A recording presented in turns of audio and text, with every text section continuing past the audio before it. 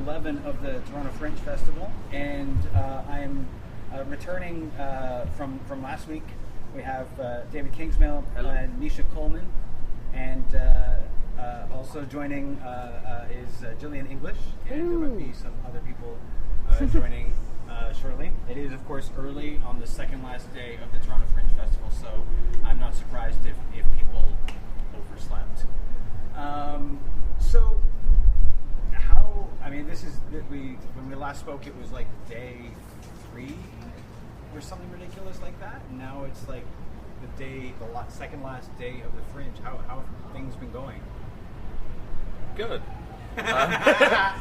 No, it's been really good fun. I can't remember if I said this last week, but it's my first time actually being in a show in the Fringe here. I was company manager for Adventures of a Redheaded Coffee Shop Girl last year, but I haven't actually performed in one. It's a different atmosphere. I've missed it. I haven't been on stage for a little while. Yeah. And I've just been having a whale of a time. We've been really fortunate, both thanks to, I think, a lot of hard work by the production team and fortune of having a sellable product. We've had a lot of really good audiences, really good sizes, and just having a blast. That's good. Nisha? Well, our new edition is arriving. And now joining us, McCallum. Come on in. Yeah, it's been good. I've been learning a lot, let's say, about variations in audience, and maybe I feel like I alter my delivery every day because the audiences are small. Yeah. And there seems to be a consensus, this unsaid consensus of how they want it to be. Mm-hmm. So sometimes it's more subtle, sometimes it's more obvious, sometimes it takes the first 15 minutes, and then I just find myself morphing into what that performance will be that day. That's new to me. Is that something that you're just sort of sensing from the audience? Yeah. And just based on laughter or lack of laughter. I can have an opening 10 or not even 7 minutes, and there's opportunities for laughter there. And I can kind of base the whole performance on those first 7 minutes. Yesterday, not a sound, not a peep. And I was like, okay, I can do this. And then sometimes the second line, I can hear a muffled laughter, and I think, okay, it's going to be that kind of a performance. And each one is fine in its own way. Some are just harder and more of a challenge, but it's all just this big learning experience. Yeah. So I'm happy to have it. Gillian, your show, you're in one of those unique positions where you were super last minute addition to the Fringe. And I know that's a challenge because not only are you you're not in the program, but when you come in, how soon before the Fringe did you find out that you were coming into the Fringe? 8 days. 8 days. So, okay, and because that's not. It's hard to get any kind of pre-Fringe attention. Yeah. That soon before the Fringe. I was ended up being very lucky in terms of pre-press. Derek Chua put me on his list, I think, by virtue of feeling sorry for me. Mooney on Theatre, who've always loved my work, they put me on their top picks, and then I somehow managed to get into the National Post. I don't know.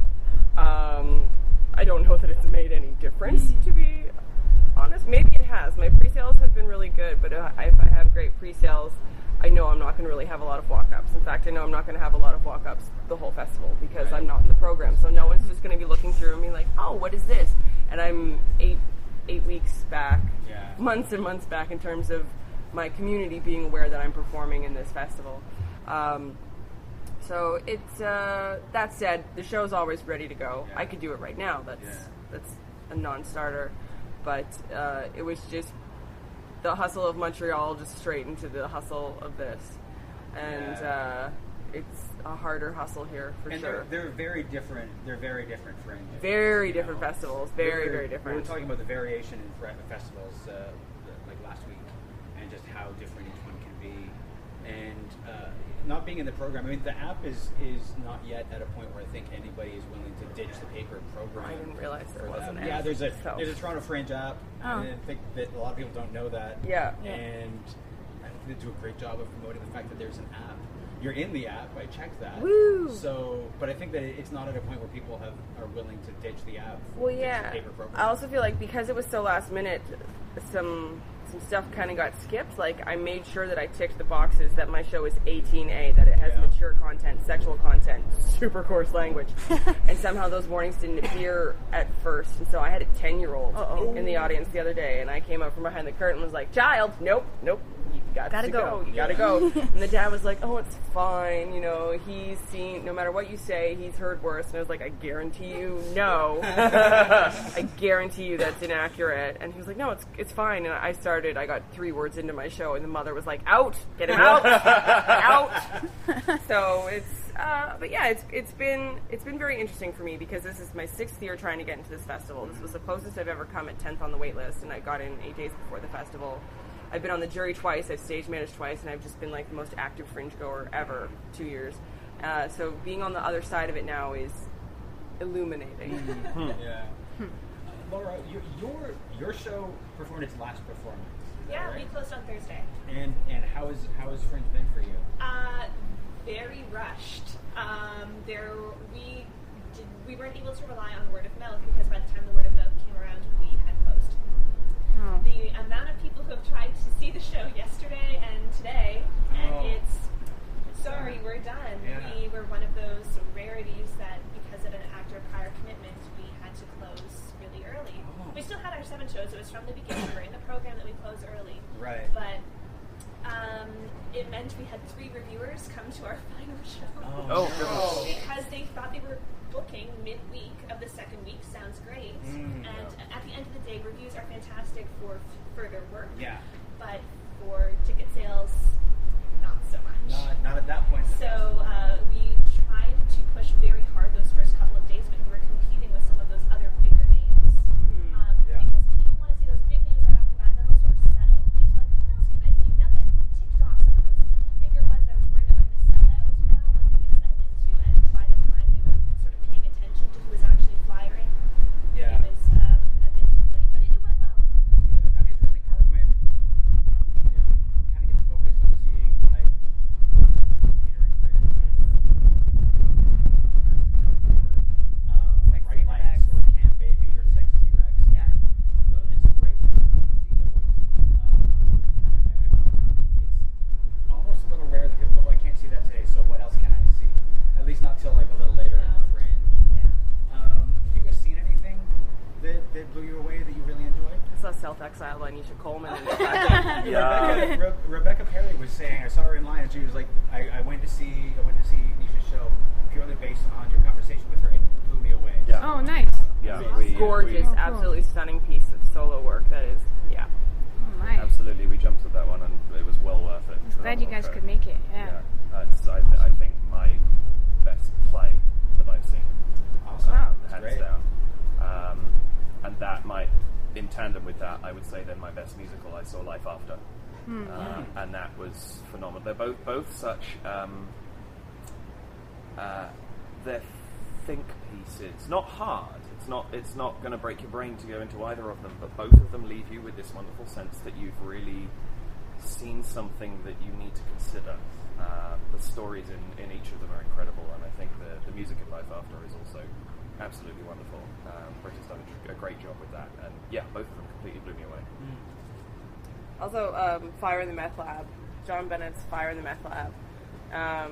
Set St. Vlad's. It's my favorite show he's ever done. John's a dear friend of mine. I will preface this by saying that. But the first show I ever saw him do was Fire in the Meth Lab. I hadn't met him ever, and I saw him do that at the Montreal Fringe like 4 years ago. And I was just like, who is this man? And where did this come from?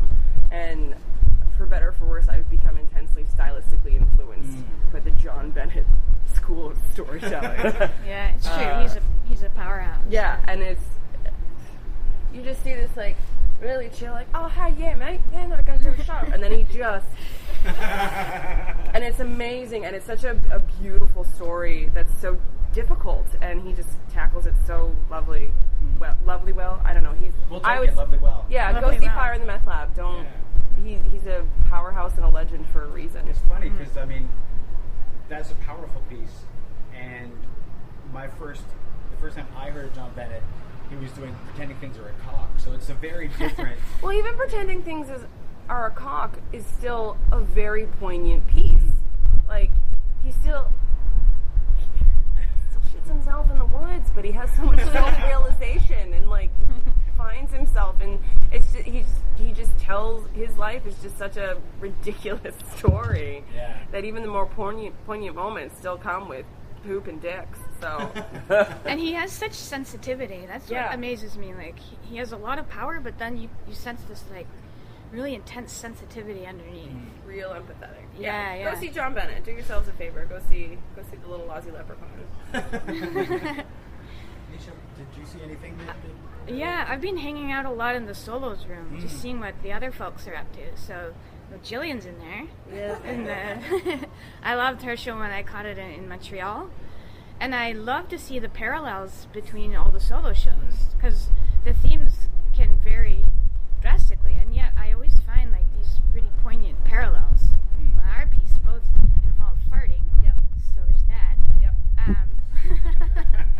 Sarah Hagen is this concert pianist, and she's doing a show called Perk Up Pianist, and it's about life as a concert pianist. Like, she's going from Carnegie Hall to the Tarragon Solo Room.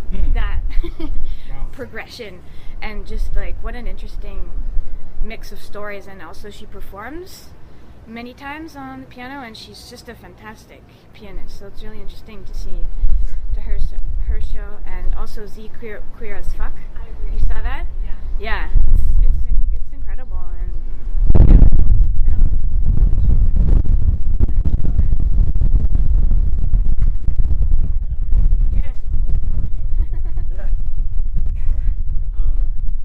Laura, did you get a chance to see much? Yes, I've seen 16. wow. Oh, you had your big spreadsheet. I have my spreadsheet. Did you get through all of those? I have 3 left for Sunday. Okay. So I've seen 19. Out of the 16, almost all of them were hits for me. I've only had maybe 2 or 3 that I just didn't jive well production-wise, production quality-wise, but some big hits. Songbuster. Just, I could never do that. That's what I just kept thinking the whole time. Like, I'm not very good at improv or singing, so it was just like the 2 things that scare me the most on stage. Yeah. It's like, how are you doing this? Well, they're improvising an entire musical. And it's a entire musical, and it's different every. I sort of understood when you understand the structure of they have who would be in what scene. Like, if the 4 of us will do the first scene, and the 3 of you will do the next scene. We have no idea the characters, setting. Yeah. Life List, which is the bird watching walking tour. For Diversive Fringe, they encourage you to see a show that makes you uncomfortable or pushes you out of your comfort zone, and audience participation is that for me. So to see that one, and you're handed a clipboard and asked to basically walk all the way up to DuPont with this man who's looking for the white robin, which is like a rare bird in the area, and you're looking for birds, you learn to identify them, you hear about his relationship with bird watching and his mother, and it's a very, very hands-on interactive show. It's also great just to see like backyards in Toronto. And I just thought that you wouldn't see anything like this if it wasn't for the Fringe. And such a creative use of a site-specific. I sometimes find that that's a way to get around the lottery, is, oh yeah, my show must be performed in a kitchen. Yes. It could never be performed on a stage, but I thought it was actually really creative use of site-specific, get people walking, interacting with their environment, interacting with Toronto. Yeah. That was really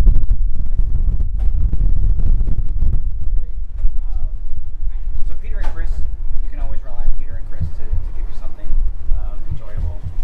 And I went to see a dance show, and I don't usually have a whole lot of luck with dance as far as like it working for me, but I went to see Exterminating Angel, which was so good.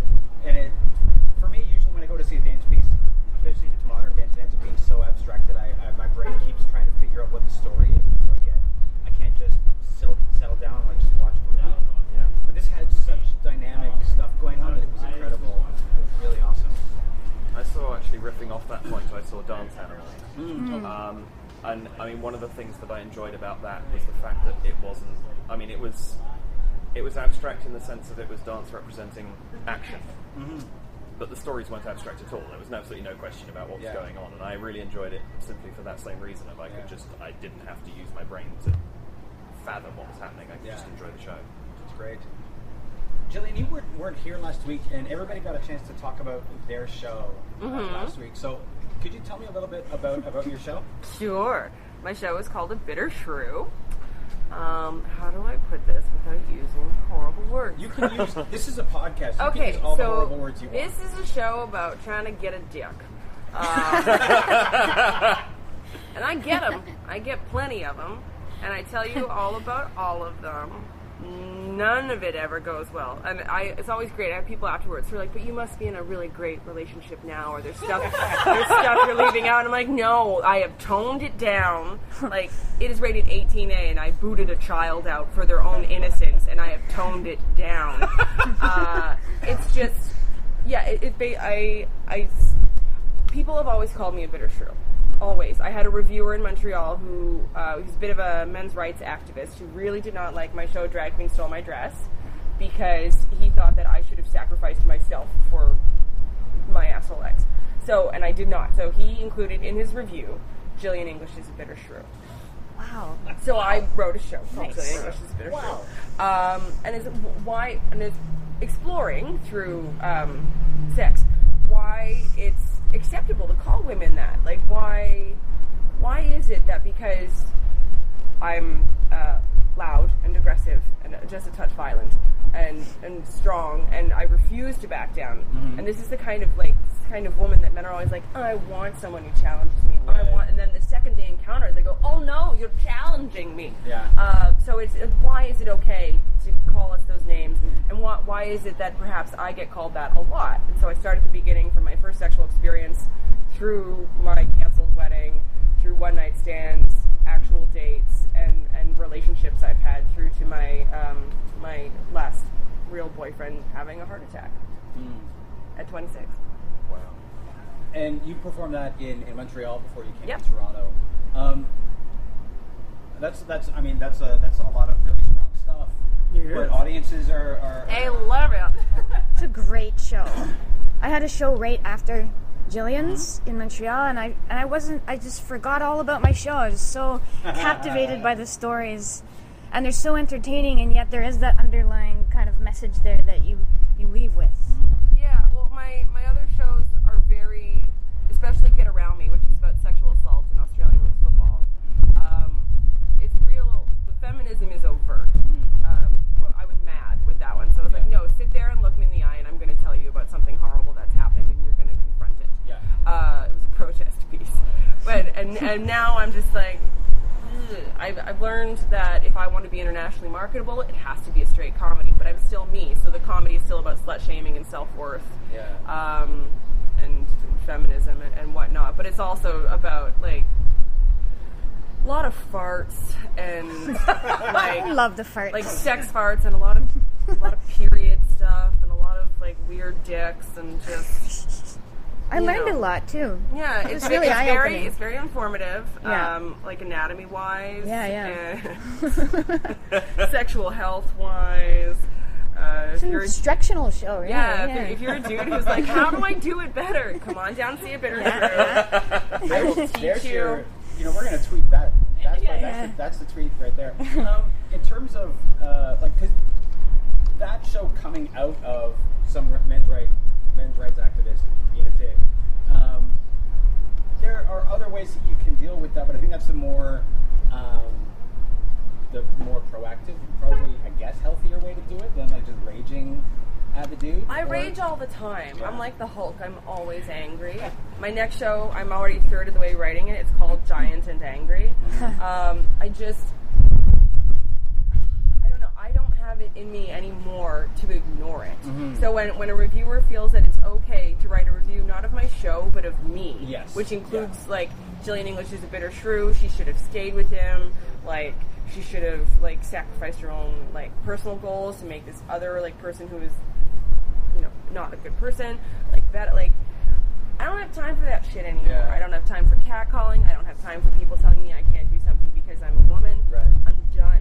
So if you're afraid of me, be afraid of me, but I will not go away. Yeah. I'm not shutting up, and I'll probably fart at you too.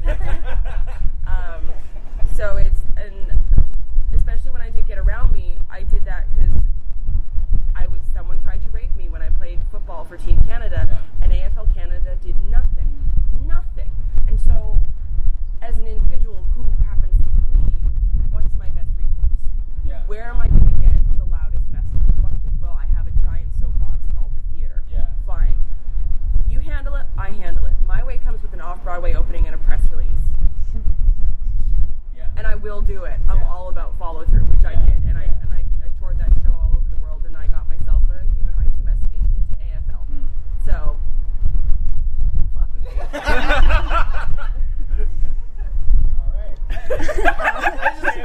Okay, I'm not quite sure how to transition. Sorry, I No, have that habit. Awesome. No, absolutely, it's great. Farts. There we go. Farts, you guys. So now it's just we just have today and we have Sunday left in the Fringe. Your show is sadly done, Laura. And how many more shows does Romeo and Juliet? We've got 2 more actual Fringe shows, and then we were fortunate enough to get Pick of and Patrons Pick and Best of. So we actually have another 6. Congratulations. Yeah, that's great. Thank you. Yeah, we're absolutely delighted with it. I think what I like so much is I feel like after 7 shows, if we stopped, I'd be feeling, it's not out of me yet. So I'm actually really glad that we've got 4 more to actually run with, and they're a bit distant apart. The last Best of show for us is the 26th, so we've actually got a way before it finally is done. But yeah, I'm just glad we get to do a few more, and I'm glad that the audiences have enjoyed it as much as they have done, and we've had some lovely press as well. I'm just feeling very fortunate to be part of it right now. Of course, you are just merely delaying the post-show depression. It will come after. This is absolutely true. Although I did a show in Edinburgh in 2014 that got picked up for an extra week in a theatre in London, and then I recorded the original cast recording for it. And I did find having that slowing the train down instead of stopping it dead does let the blues kind of seep out a little bit more. Right. I go into massive crash mode if a show was stopped. It's post-show blues is a thing. If you're listening to this and you haven't experienced it, it's literally like having the best thing that you've done for the last 2 weeks, month, even 5 days, however long it's been, just being ripped out of your life. And it's very odd. Yeah. And I'm not looking forward to that. That's why you need to tour the circuit, and then when this circuit ends, you go to Australia and you tour the Australian circuit, and you just never stop fringing. Never stop is what you're saying. The way to avoid it is to just keep Never touring stop. and never Your stop. liver's gonna hate you. Never gonna have a normal poop ever again in your life. But you'll be so happy. Yeah. Nisha, how many shows do you have left? I have 2 more. You have 2 more? Yeah. That's great. One today at 2:45 and one tomorrow at 4. That's great. Yeah. It's been, I asked you how it's been going. Yeah. So, aside from those 2 shows, what are you going to do are you going to see any other shows? Yeah. Now's like really binge time. Like I am exhausted, but I feel like I have more brain power. Yeah. To concentrate on other pieces. So I'm going to see Wasteland like right after this. And I'm going to come and see your show, David. Amazing. And enjoy it. and Helder Helderbrum. Yeah. One with the tail. One with the tail. I'm going to go check out his show tomorrow. And I'm just going to pack it all in, not worry about how I'm feeling, really. I've like preserved myself this far, I think. I always find it difficult at the beginning of a Fringe to be able to really successfully see another show. Yeah, I couldn't do it. I'm too consumed with remembering my show, or promoting my show, or stuff like that. Yeah. So then you have to all fit it in at the end. Yeah. Gillian, you have 1 left? I have 1 left tomorrow at 2:15. Tomorrow at 2:15, that's great. Yeah. I don't really have a plan. I tend to fringe real hard for the first week, and I think that's just my habit of being so excited about theater Christmas. And I was on the jury for the last 2 years as well, so it would just be like, see all the shows. Yeah. So now I'm tired. Yeah. And my liver's angry. Yeah. Sorry, but I'm not sure. I have to do a thing. I'm hosting a Naughty Life drawing party. Oh my! Tonight, because of course you are. Life of an artist, you gotta take the money where they give it to you. But if I get out of that on time, I'll see. I love going to a festival, and even though I've been here and I'm doing this festival, I don't know all of the shows. Yeah. So it's always kind of fun for me. It's my favorite thing to do in every city, to just look at the program and be like, what's on where closest to me right now, and then just go see something I know absolutely nothing about. And that's how I've seen some of my favorite work. That's how I've made some of my best friends. Like I saw a show in New York, and I loved it so much I chased the people down the street yelling lines from the show until they stopped and agreed to be my friends. Which is kind of them. That's very yeah. So I'll see what I can see. I went through the program and there were like 40 shows I wanted to see, and I knew that simply wasn't possible. I think I've seen 6. Yeah. So I'm just gonna see what I can do, but you'll probably find me here in the tent drinking. Well, I mean, your liver must be angry because, I mean, I know how the Montreal Fringe Festival Oh is, my and God. you came straight from there to here. So. Yes, and I'm Nova Scotian. Oh yeah, there's that. Yeah, and I'm going home to Nova Scotia, so there will be no rest for the weary. I was going to say, there's definitely something to see something you know nothing about as well. Yeah. I went into, was it the first show I saw? I think it was the first show I saw. I saw Behold the Barfly. And I went to see it because I knew a couple of people in it, and it was right early on, and so we got word of mouth, and we went along to go and see the show, and I had absolutely no idea what I was walking into. And it's a fantastic sketch show. I really, really enjoyed it.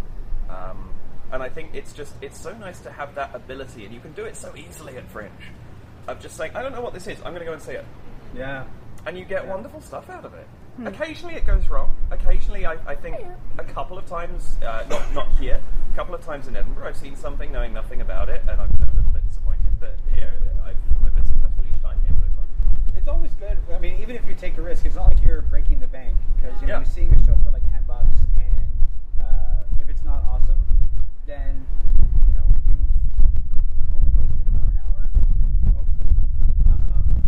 And then if it's really bad, it's story to tell afterwards. Yeah, that's something John and I have talked about a lot, is what you end up talking about the shows you don't like so much more than the shows you do like. Yeah. When I was on the jury last year, I ended up having to see a show that I was like angry that I didn't have that, like that I actually had to see it. I had to hold someone's hand. Like, I didn't know this girl very well, but we needed to hold hands during that show because it was a trauma. Wow. Sorry, but oh my God. And when you're like, okay, it's almost an hour, they've got a 90-minute slot. Yes. How did I my not? least favorite moment is when I don't know it's a 90-minute show and you go over the hour and you're like, oh, I'm just shooting that. Yeah, just, oh my God. They're singing again. Okay. Especially if you have a show you really want to see that's happening right after. Yes. And you're thinking, crap, I don't like this. Can I get here? But, Laura, with your show done, you said you've got a couple more shows to see. Yes. 2 more? 3 more? Are you going to deviate from those 3 now that you have all this extra time because your show's closed? Or? No, I'm gonna go to work today. That's fair. But I was able to deviate on 4. Okay. I added 4. So I was only planning on seeing 15. I added 4 just because, like, some people sell you so well, and I had planned, like, I'm seeing this and this, and someone said, no, you have to see this. And I said, okay, what if I rearrange this, and then I can, okay. So I did deviate on a couple. Some of those are pleasant surprises. Some of them, unfortunately, were not.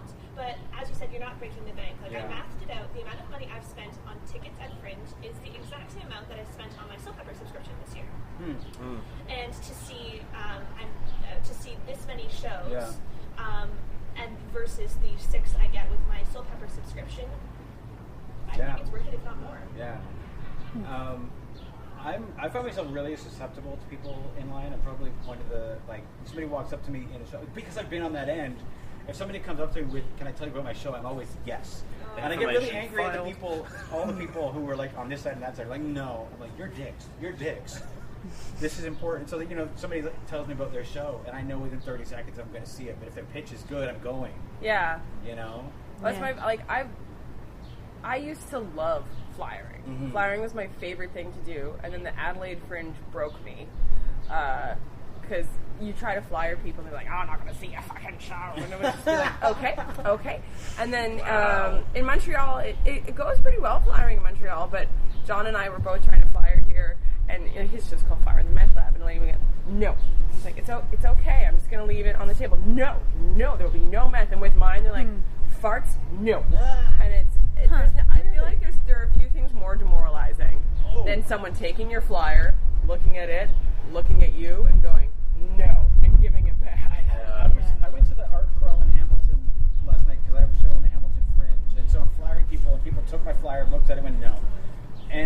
it's a really horrible experience. Yeah. Calgary was the one that pissed me off, because Calgary Fringe was, you would go with people in line and you wouldn't even get it. You say, "Could I tell you about my show?" And they say no. Yeah. And you'd be like, no, like right away, no. That's what Adelaide, because a lot of people in Adelaide don't necessarily realize that the Fringe is a festival and not just a giant beer tent. Yes. And they purposely have all their festivals at the same time to just make life miserable. Mm-hmm. And so there's this Indy 500 style like street racing thing that's happening. So there are these people who really don't give a shit about theater, and they're in your venue, and you're like, I walked up to like a group of real gregarious, like middle-aged ladies once, and I was like, oh, these ladies look like my mom. They're gonna love my show. And I was like, hey, and they just stopped and looked at me and went, go away. It was like a girl gang that was like, we're gonna mess you up. Wow. That's hard. I did find that a little bit in Edmonton. Because Edmonton is this huge fringe where a lot of people in Edmonton don't even really realize that there's a theater component. Because they go for the beer tent, and they go for the buskers, and they go for the food trucks. Yeah. And they don't know about the theater part. And you will start telling people about your show, and they're like, "You're what?" That was the second biggest in the world until is. recently. I think Adelaide's just overtaken it. Adelaide's second biggest, and Perth is third. Oh, really? Perth doubled in a year. It went from Dang. 350 shows to 700 shows. Oh my God. Oof, it was a challenge in Perth. I'll bet. I had a shit time trying to get noticed in, we were okay in Edmonton, but I just felt so swallowed by it. It's weird to fix people who don't know that it's happening. But then, if you try to, like, you can't, it's not a situation where you can flyer at Toronto Fringe. I even found this in Montreal, and that those are cities where you can't really flyer outside of the Fringe area because people don't know. They have no idea. They have no idea. But if you go to Winnipeg or Edmonton, you say Fringe, people say yes.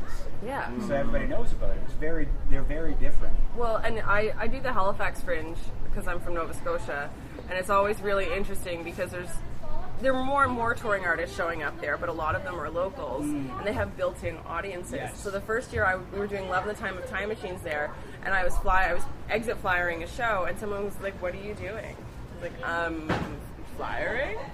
And they were like, "Why?" Like, how else am I gonna do this? But now that I've gone back a bunch of times, and people are like, "Oh yeah, that's Gillian. She's from Pictou County. She went to Dallas." Yeah. It doesn't matter because now I'm essentially like a local who's not a local, and it goes It goes really well. I've never done any of. Don't have a lot of experience with the maritime fringes.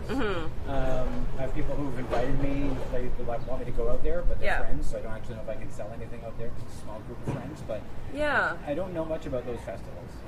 I haven't done St. John or Charlottetown yet. I haven't done the Island Fringe, although Sarah Segal-Lazar is running it, so I'm sure it's a super great festival. Halifax is in redevelopment. It almost collapsed, and they're bringing it back to life, and they're doing a really great job. It's not necessarily as organized as some of these like festivals you're going to find on the rest of the CAF circuit because they have built-in staff and they have more funding.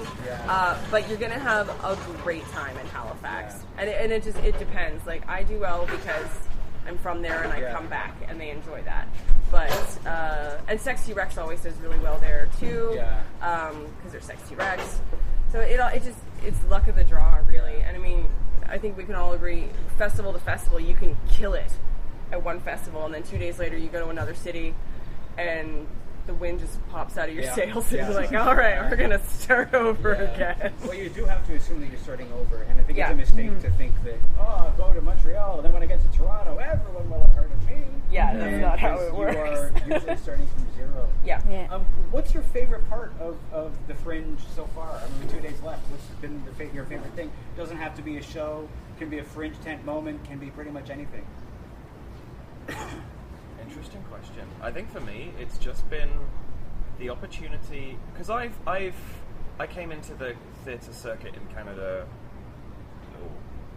February last year, so February 2015.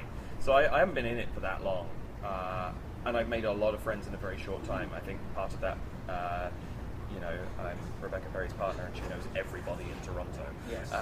So that has helped. But getting to see these people perform, I've seen so many people on stage recently who I've known for over a year, and I've heard them sing at the Singular Sensation at Statler's, or I've seen them sort of cameo in this, that, or the other, but I've never actually got to see them fully act. Yeah. And it's been wonderful to get that chance. I think that's been a big thing for me, just as a noob to the Fringe, as someone who's come in for the first time. I did see a few shows last year, but I was working 2 jobs at the time, so I think I managed 8. This year's been really big for me in that sense.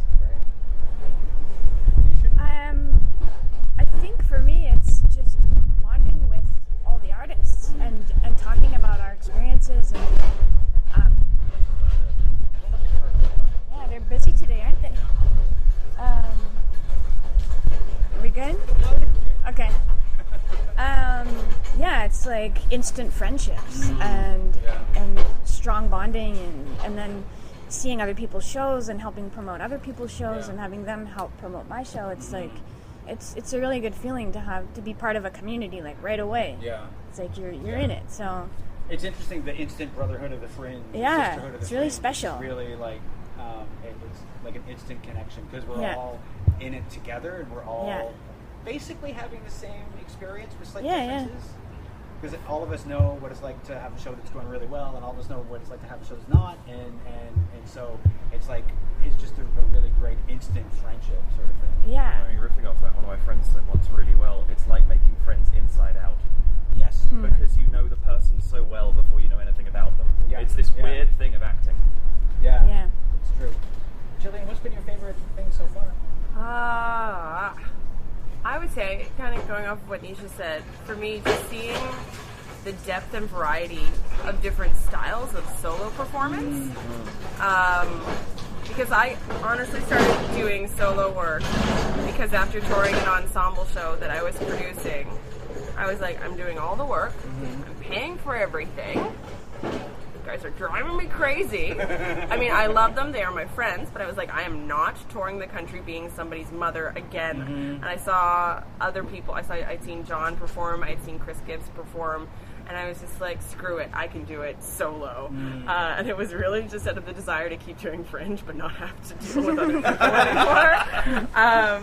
And so for me, like, I didn't really know what I was doing. I just kind of jumped into it. And so now that I've been doing it for 3-4 years now, it's like to actually stop and take stock of what I've accomplished and then what other people are doing and how other people have approached theatrical creation by themselves. I find that really, really interesting. And then I had a moment last night where this is completely separate. My purse is always very heavy. I always have a lot of stuff, and I don't notice because it's just my stuff. And someone, I think Sexy Rex Orange expressed this. I think they all did it. They put a brick in my bag. An actual brick, like a huge brick. And I didn't notice until I had walked to Bloor and Christie. I was at Clinton's and I ran into a friend of mine on the street and I was like, when did this get so heavy? It feels like there's a brick in there. Oh, there's a brick in there. There's a brick. So I don't know which one of you did it. They're all denying it. But somebody very funny put a goddamn brick in my bag last night. And I think that's my favorite. So it's a good trick. That's legit. That's legit. I have my suspicions. That probably was. I instantly thought it was Connor Bradbury. I was going to say that's probably Connor. And I made a little video and I was like, there's a brick in my bag. Screw you, Connor. Yeah. And he was like, wasn't me. And Sean's like, it wasn't me. Caitlin, I don't know if she's very strong, but she's like, breaker. It's a big brick. It had the, you know what, their technicality, they probably all did it. So that's what I'm thinking. It's Orient Express. They all did it. Absolutely. Yeah. But Sonya's being very quiet. Their associate producer. I think sweet Sonya. Not so sweet. How about you for the sweet one? Goddamn brick in my bag. Wow. A big day for cards. Yes. Wasn't quite as busy last time. Laura, what's been your favorite moment of the Fringe? This is my 4th time attending the Fringe, my first time having a show in, and I have never felt comfortable in the tent. I felt like it was a place for artists, and almost like you had a show, almost like you needed to prove that you were in a show to get in. The tent after hours.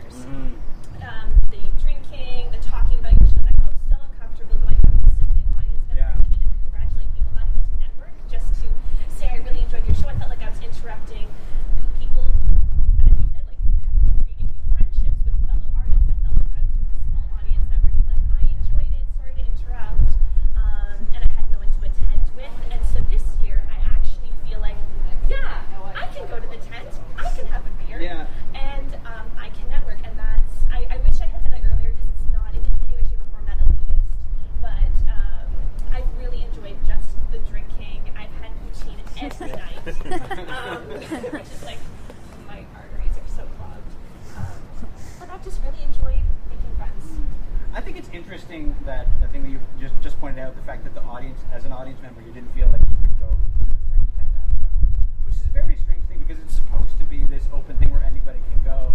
But I think it's also hard when somebody is like not a performer and not involved with the show to see all these people who obviously are talking about their shows and congratulating each other on their shows and things like that. It's a little bit difficult, I guess. I know that I have a very different experience with the Fringe tent when I have a show with the Fringe and when I don't. I kind of wish it wasn't that way because I think it would be great.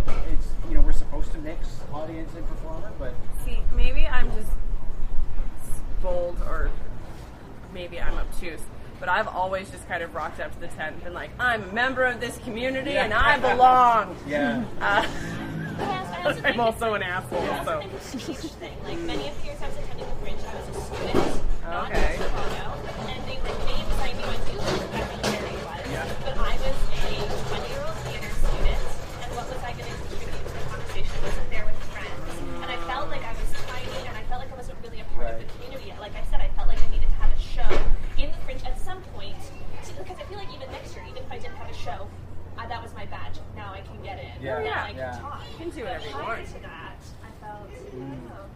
It's interesting. It is. I remember not even knowing what Fringe was when I first moved to Toronto. I was doing another play, and they were like, let's go to the Fringe tent. And then I got here and was like, I know you. All my friends are here. We're drinking outside. This is amazing. Yeah. I want to do this forever. And that was literally all it was for me. And I mean, I don't really read if people are annoyed by me or anything. I just kind of stay and get drunker. I think it's a fair point, though. Fringe can, and this seems to me to be global from the different Fringes I've been to, can seem to be a little oppressive to particularly students, I think, who haven't got there yet. And yet, I would say throw that off and go in and talk to people anyway, because the people that you meet there will be inspiring, will be helpful. It's a way to meet people who can, especially if you then go on to do Fringe yourself, you know, you can then say, oh, hey, we met last time, do you mind going for a coffee? I'm coming into this and have no idea what I'm doing. Yeah. And they will give you the advice. Fringe people usually, they might not share all their secrets, but they'll certainly share the ones that will get you started. So yeah, throw off that oppressive feeling and just go and talk to people. I generally find that people are really willing to share like any of their promotional like secrets. We're all in it together. Most people will just probably tell you it's hard work. Yeah. Getting your face out there. You gotta hustle and have highly publishable photos. Yeah. That's something that I'm noticing because I'll like flip through some of the promotional material that gets sent out, and sometimes I'm like, you chose this picture? Which is, you know, you hire a professional photographer. The best thing you can do is make friends with Dahlia Katz the moment you move to the city. That's and then very be like, true. Oh, okay, helpful. Dahlia Katz and Michaela Day. Yes. Very Saviors. True. Yes. Well, we're pretty much at the end of our time. I want to thank you guys for joining me again this Thanks week. for having Enjoy us. your last couple of days of the Fringe. This will be up within the next hour, and so everybody who's listening, have a great last couple of days of the Fringe.